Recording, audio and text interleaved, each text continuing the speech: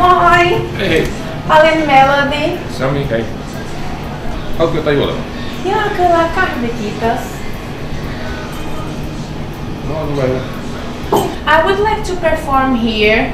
So, do I need to have my own demo or I have to do some kind of audition in order to perform in the Totta kai ensin pitäisi tietää, minkälaista musiikkia ylipäätään. Pop. Demosta on aina hyötyä. Kuitenkin jonkunlainen ääninäytö pitäisi aina olla mukana, että pääsee eteenpäin. Band or the equipment and all the stuff? Meillä ei tarvitse olla välineitä, koska meillä löytyy kaikki instrumentit, äänentoistolaitteet ja niin edelleen, mutta totta kai bändi on aina parempi, mutta demonauleen kanssa me ei yleensä ketään esiintymään. Mukavammin niin. Joo, kyllä. Oletko kahvin tuosta mukaan kanssa?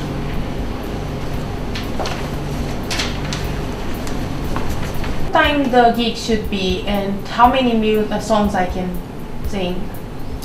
Yleensä vaaditaan vähintäänkin yksi pitkä setti, joka kestää noin reilun tunnin, mutta kaikkein parasta on, että on noin 45 minuutin settiä. Does the music style matters and is there some kind of song that I should not sing? Me tehdään ihan kaikkea musiikkigenrejä, eli poppia, jatsia, reggaetä, bluesia ja niin edelleen, että erilaisia teemoja on paljon ja sillä ei ole suurta merkitystä. How is the marketing done? Do I need to also be part of the market, do my own marketing on the gig or how it works? Meillä pääsääntöisesti mainostetaan meidän puolta nettisivujen kautta sekä sitten Facebookin kautta. Ja kaikkein parasta on, että artisti itse hoitaa lehdistömediat ja sitä kautta voi saada näkyvyyttä. Eli kaikki tämmöiset haastattelut ja muut on aina eduksi, varsinkin aloittelevilla artistilla. Ja sitten mikä on tärkeää, pitää olla hyvät julisteet.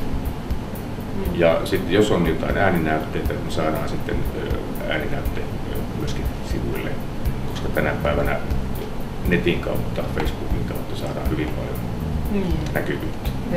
How about the money issues? Do I need to pay something for you or do you pay for me? No sanotaan näin, että yleensä kulkee niin, että jos on ohjelmatoimisto laskuttaa keikoista. Sitten on toinen tapa, että niin sanotusti vuokraat sitaateessa tilan ja pääsylippukeikan.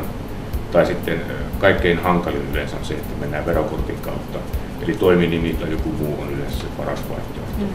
Mutta silloin jos puhutaan tuosta vuokrajutusta, niin silloin sun pitää itse huolehtia verot ja niin edelleen. What does the backstage include? Do I need to bring my own food and drinks? And what about hairdresser and makeup style and so on? No kyllä artisti huolehtii itse yleensä niin ulkonäöstä ja kaikki tuon stylauksen ja sitten tuo backstage tarjoulu on aina riippuvainen siitä, minkälaista artistista on kyse.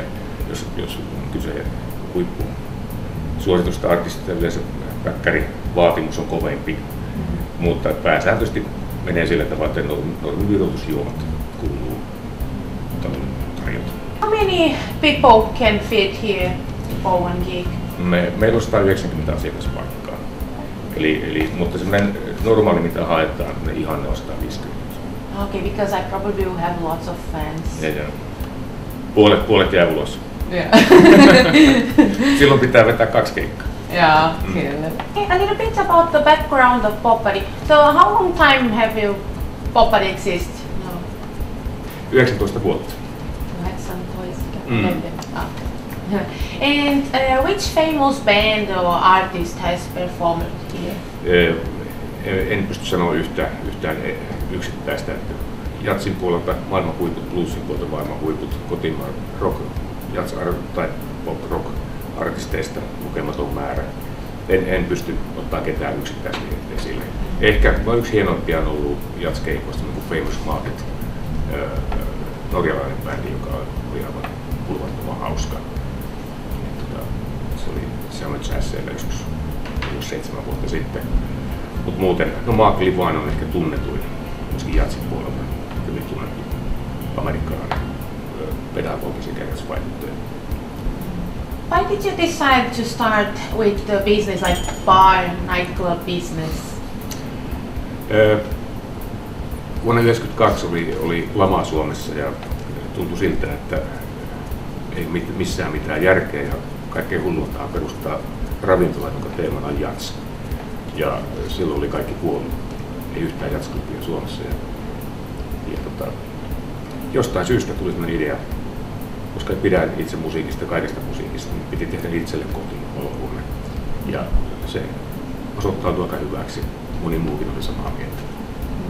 In your opinion, which are the strengths of Pop Buddy and why it's better than the other nightclubs here in Jyväskylä? No ehkä se, että tämä nykyinen baari on rakennettu ihan puhtaasti elävää musiikkia varten. Meiltä löytyy kaikki instrumentit. Me ollaan monipuolinen, tehdään musiikkia laidasta laitaan.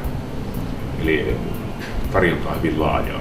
Ja sitten meillä on elävää musiikkia lähes joka aineet. That was good. I think it was good that I came here to talk to you. I think now I can already start to organize something to come here to perform, hopefully. And kiitos very much for your answers.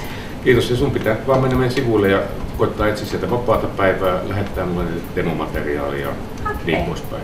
I will do that. Lähetät sähköpostia vaikka, niin siitä päästään eteenpäin.